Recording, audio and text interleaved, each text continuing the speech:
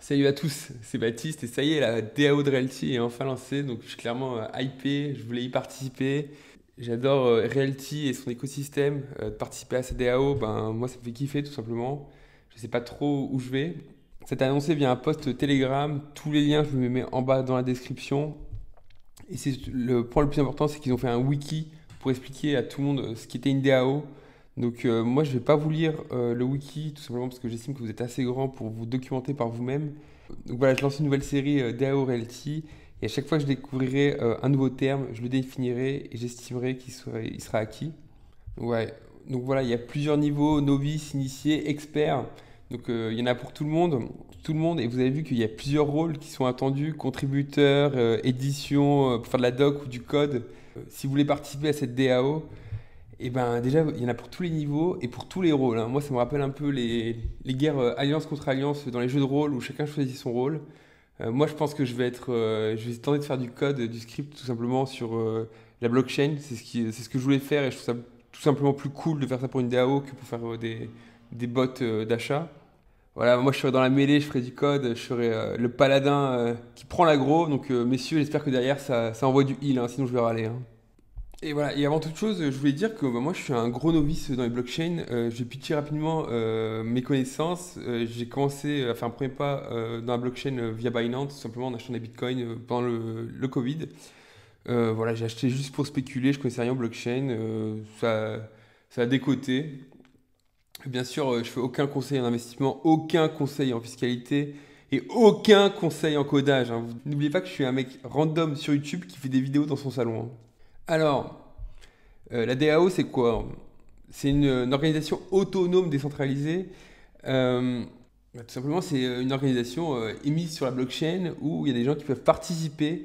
Moi, n'ai jamais fait de DAO, donc je découvre avec vous et je ne connais pas trop les DAO. Par contre, il y a une DAO, la seule DAO que je connais, franchement, je la trouve magnifique et vous allez voir, elle est en lien avec Realty.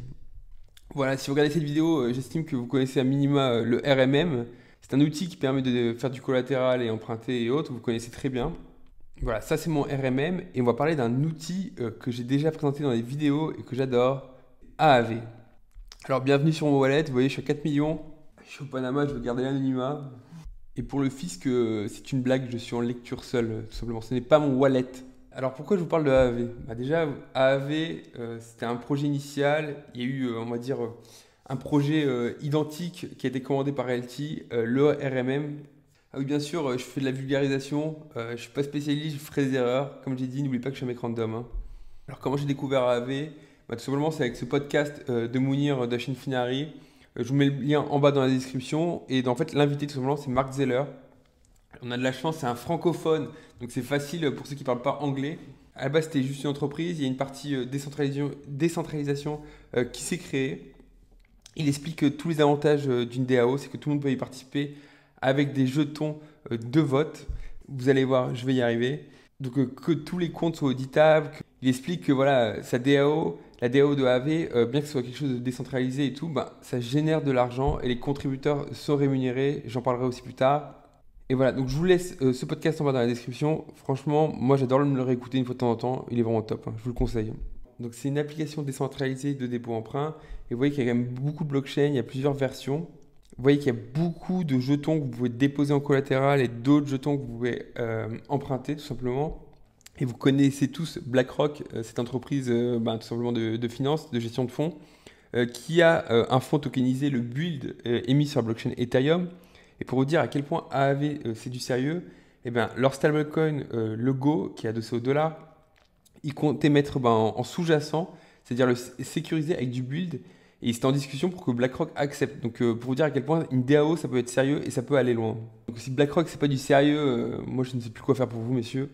Voilà, et je continue encore sur AAV, comme ça je fais un tour de ce que peut faire une DAO. Ça c'est le présent, nous, Realty DAO, ça sera le futur. Si ça se trouve, il y aura d'autres fonctionnalités.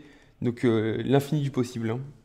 Pareil, comment marche la DAO? Bah, tout simplement, ils ont un forum, les gens proposent des idées, ça vote, et si c'est OK, c'est accepté, bah, la DAO doit la mettre en place, doit la développer et la déployer sur la blockchain. Si vous allez écouter le podcast de Mark Zeller, vous verrez qu'il en parle et que voilà, bah, lui, je crois que c'est tous les 3 ou 6 mois, il y a un vote de confiance, ça ressemble un peu à de l'actionnariat. Et voilà, tout simplement, il pourrait perdre son poste si la DAO estime que Mark Zeller n'applique pas assez, ou tout simplement la direction n'applique pas assez les directives de la DAO. Et pour voter, qu'est-ce qu'il faut? Il faut le token de gouvernance, tout simplement le HAV. Mais ça, c'était pour AAV, et pour nous, Realty DAO, c'est tout simplement le REG. Alors déjà, je voudrais faire une petite parenthèse, mais je vous invite à aller suivre ce petit compte là de Borger BTC, je pense que c'est France Borger.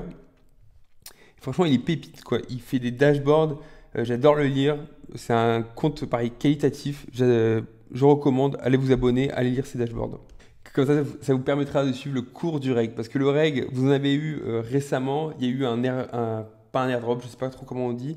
C'était si vous avez des réels tokens sur un wallet, alors vous étiez éligible, il fallait les réclamer, les claims.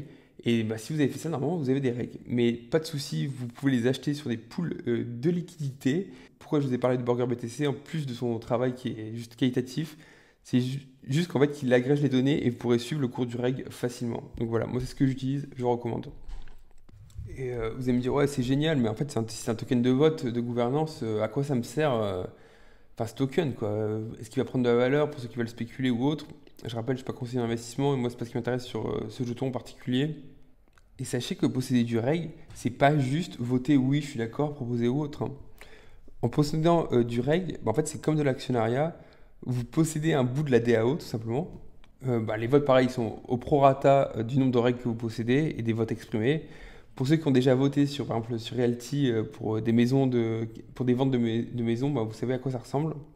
Et vous voyez que la DAO, c'est pas n'importe quoi, hein. Là, ils estiment un développement, ils estiment pareil, ben, en design, pas en jour homme, j'allais dire, mais ils estiment en heure, le budget. C'est assez. Enfin, vous avez vraiment un contrôle sur la trésorerie de la DAO et vous pouvez ben, tout simplement l'influencer par votre vote. Bon, voilà, je vous parlais de vote, système de vote. Ben, vous voyez, vous avez un site tout simplement où vous pouvez voter, vous connectez vos toilettes. À mon avis, c'est au prorata des règles. Et après, bon, c'est soit oui, soit non. Je suis pas sûr que ce soit des QCM. Et là, ben, voilà, c'est la transparence parfaite. Vous savez quelle wallet a voté et pourquoi, même si c'est abstenu. Peut-être plus clair que l'Assemblée nationale. Enfin bref. Donc on arrête ça avec AAV, on passe sur le forum de Rel Token DAO tout simplement. Et vous voyez que Michael de Realty a fait une proposition. Voilà, je vous laisserai la lire, je pense que vous êtes assez grand. Il y a des checklists, enfin moi je trouve ça juste génial, kiffant. De toute façon, je l'ai déjà dit, un Realty, tout l'écosystème, je trouve ça, c'est l'avenir. Pour moi, c'est juste génial sur la blockchain. Donc voilà, faire partie de cette aventure, pour moi, c'est un peu, je sais pas, moi, c'est comme bah, la conquête de l'espace. Peut-être qu'un jour, je serai grand-père et voilà, bah, je dirai à mes petits-enfants, bah, papy, il a participé à la DAO de Rel Token. Et pour vous, aujourd'hui, c'est inné, c'est commun, c'est quelque chose que vous voyez tous les jours. Mais à l'époque, on était rien, on est parti de ce forum. Donc, bah, comme pour le bot Realty, j'ai fait ma roadmap. Voilà, là, je ne sais pas trop, j'ai pas lu la doc, je vais vous la laisser lire. Voilà, il y a un vote, c'est de l'engagement, donc je vous laisse vous renseigner par vous-même. Voilà, et donc bah, j'ai fait ma roadmap, pareil comme pour le bot Realty. Si vous arrivez en retard, que vous voyez dans cette vidéo dans 2 mois, vous inquiétez pas, bah, ne vous inquiétez pas, les gens vont pas coder tout le truc en une soirée, ça va prendre du temps. Moi, j'ai déjà Visual Code Studio installé sur mon PC, GitHub, pareil, j'ai un compte. Mais voilà, je vous conseille d'aller en faire un.